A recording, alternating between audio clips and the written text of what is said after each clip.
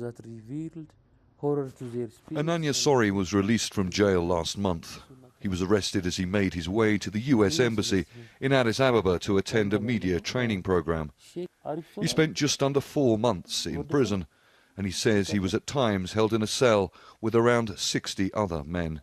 Many were taken to, during the night, taken to the offices there, and will be beaten, harshly beaten, and returned to their cells. And I had many accounts of people who are tortured very badly. I think dialogue is the final solution. Without openly reflecting on our problems, deep-rooted ones or otherwise, there will not be an exit from the stalemate. Violent protests last year have presented the ruling party with the worst political crisis it has had to face since coming to power more than 25 years ago.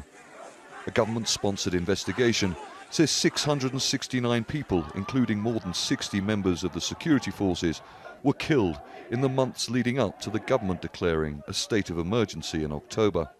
Activists and the opposition say the real number is much higher, but the government has refused any independent investigation.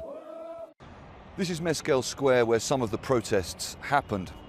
Now, after so many people have been killed and thousands of others arrested, activists, journalists, some members of the opposition are saying that people are too scared to come out and protest, especially after the government in October announced a state of emergency, giving security services increased powers of arrest. Now, the majority of the main opposition leadership is behind bars.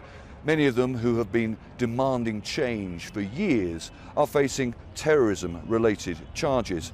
But despite that, the government still says that it is willing to negotiate. But the main opposition has withdrawn from dialogue until its leaders are released. If they're willing to come back and join, it is okay.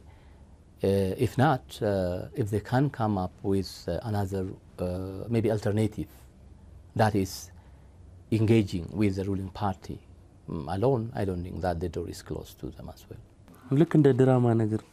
Ananya is relieved to be with his family again, but he and many Ethiopians like him have little faith the government will act on its repeated pledges any time soon. Charles Stratford, Al Jazeera, Addis Ababa.